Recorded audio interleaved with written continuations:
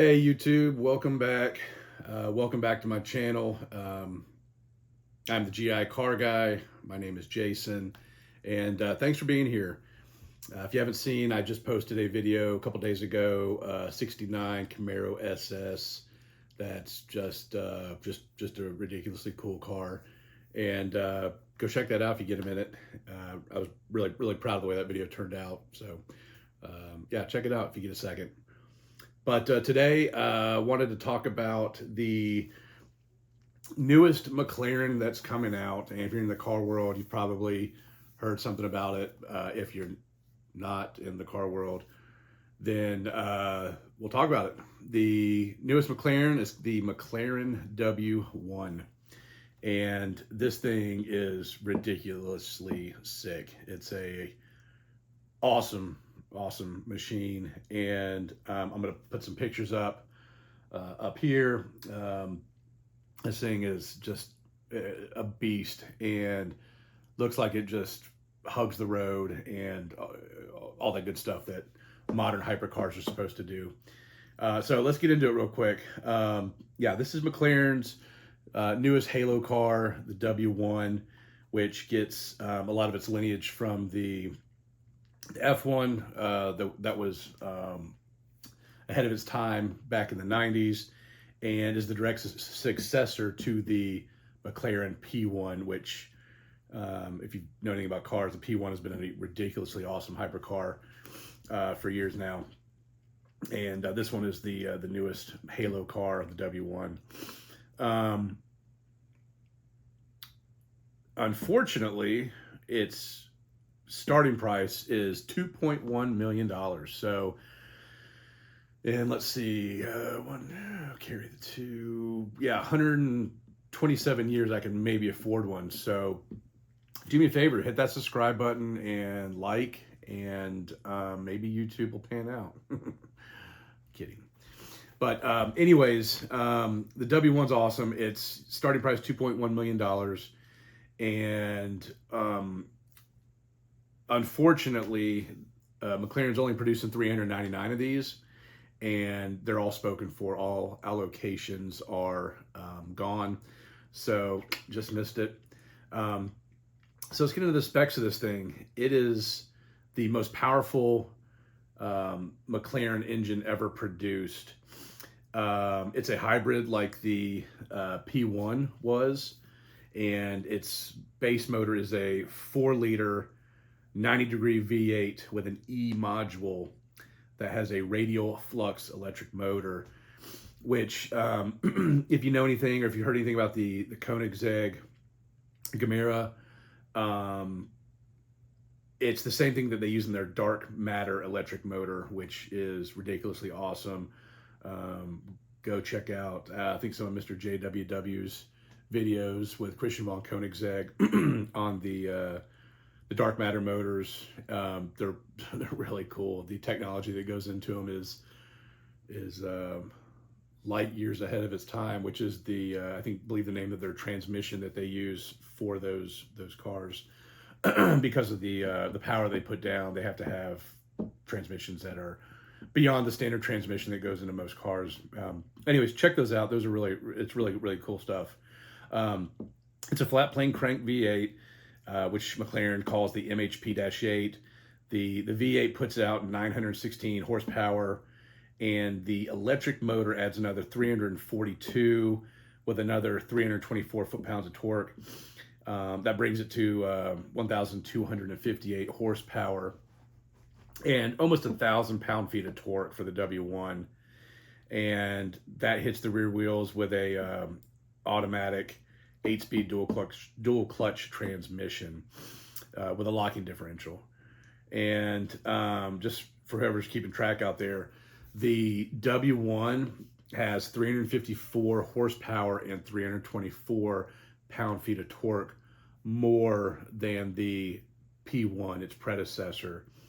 And yeah, if you're doing the math, that's a huge boost in horsepower. And we'll talk about its performance here in just a minute. The W1 is a hybrid powertrain, which means it's got a gas powered V8 and a electric motor that helps contribute horsepower when it kicks in. However, it's not a system that the user can just switch into electric mode. Well, they can switch it to electric mode, but they get very limited range out of the all electric mode. In fact, Mclaren states it only gets about 1.6 miles in electric range, which, from what I understand, gets you down the street, past your neighbors' houses, or wherever you don't want to cause a scene when the V8 kicks in, to keep noise down, or just to run down the street real quick, something like that. But you can't go very far in the all-electric mode. But that's not why you buy the McLaren W1 or a car like this with a hybrid powertrain. It's because the electric motor kicks in and contributes a huge chunk of horsepower to it. And regenerative braking helps repower that battery as well. So this thing, obviously in the pictures, is super slick, and you can tell it's got all kinds of aero built into it. And it's got over 350 hours of wind tunnel sessions and over 5,000 metrics tested, which is basically like what they do when they test airplanes, test jets and stuff in wind tunnels. The W1 also has a dual motor front splitter, which can help open up and down to optimize airflow under the vehicle and through its aero to get air out from in front of the vehicle and through it and around it the most efficient way possible. They've also done a little something different with the doors. Most McLarens have those scissor doors that come up like this. The W1's got these, wing-like doors. They call them anhedral doors, which is a first for McLaren. They borrowed those from other vehicles that have used those type doors as well. Like I think like the Mercedes AMG uses those on their two-door. The car itself uses some pretty cool technology, obviously, but it can lower the front end almost 1.5 inches and the rear end about 0.7 inches, which doesn't seem like a lot, but this thing's already slammed to the ground to prevent a lot of air getting underneath the vehicle and lifting it, negating some of its downforce.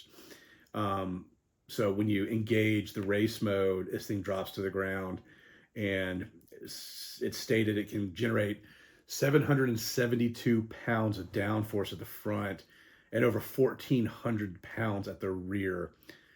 2,200 pounds of downforce at high speeds, which is just a crushing amount of downforce on this car as it starts to hit higher speeds.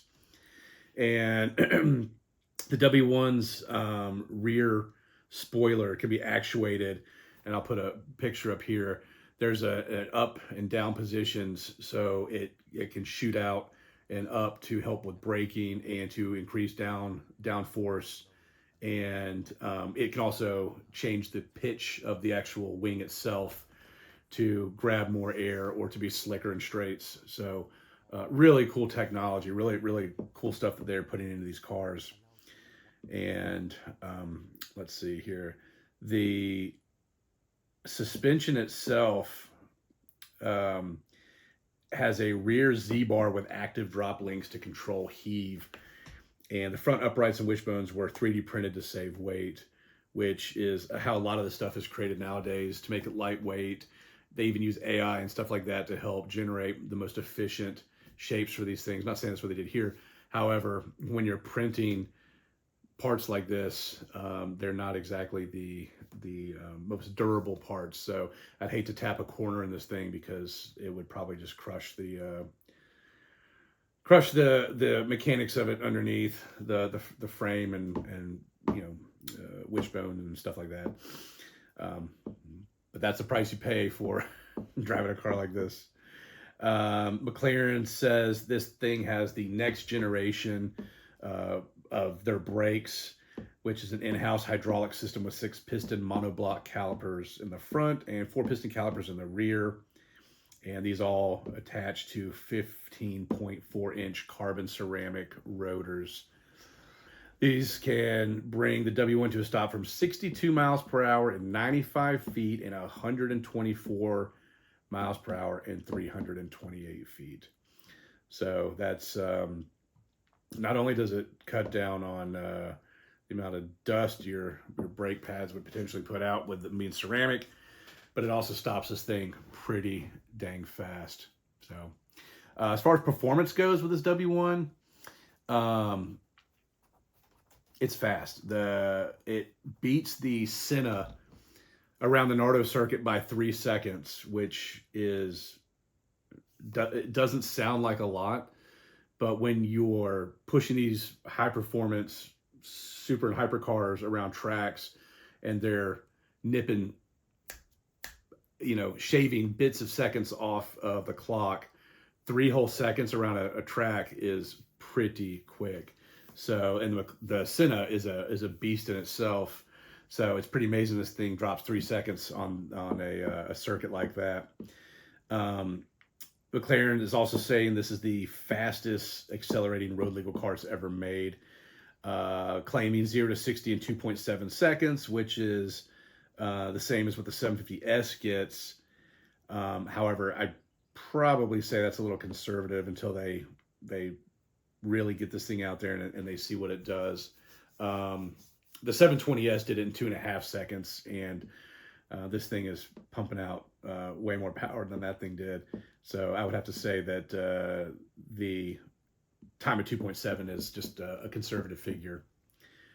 But we'll see once people get these things out on the track and start pushing them. Max speed, 217 miles per hour. That's electronically limited by McLaren.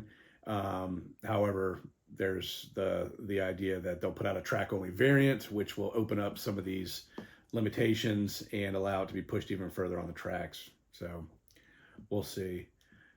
Like I said, $2.1 million. If you've got that, can I borrow some? That's a huge price for this thing. But if you got it, you got it. And however, like I said before, all allocations are gone for this thing. All 399 of them are already scooped up. Must be nice. And we'll just have to see how it goes when it gets out there. And yeah, that's kind of it for this thing. Hamilton Collection has a video out touring the McLaren offices and showrooms. It's a pretty good video. Go check them out. And yeah, that's kind of it. I'll stop rambling now. If you liked any of this, do me a favor, please subscribe, like the video. It really helps me out a lot. And yeah, I really appreciate you stopping by, checking this out. And I'll work on getting stuff out a little bit faster, more regularly. So yeah, that's kind of it. So anyways, stay safe out there. Take care of each other, and we'll catch you in the next video. Peace. Young Jam, all black, MZ, still screaming out that chain gang, whole gang, whole man, old school, young Jam, all black,